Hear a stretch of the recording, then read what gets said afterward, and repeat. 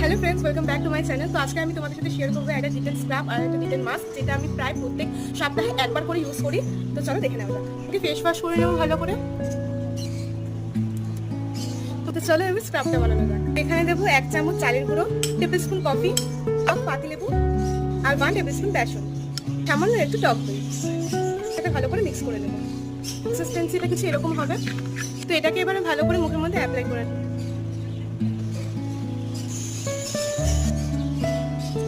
এবার next step হচ্ছে face mask. তো ফেস প্যাক বানানোর জন্য আমরা দিয়ে নেব টক দই, টিস্পুন হলুদ, 1 টেবিল স্পুন বেসন, 1 টেবিল স্পুন হানি নিয়ে এটাকে ভালো করে মিশিয়ে নেব। এই ফেস মাস্কের কনসিস্টেন্সিটা কিছু এরকম হবে।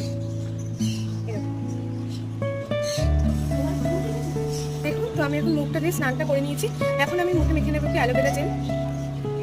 এটা আপনারা সপ্তাহে একবার ইউজ করলে আপনারা এফেক্টিভ রেজাল্ট দেখতে পাবেন। তো দেখা হচ্ছে পরের ভিডিওতে। Keep watching, bye bye.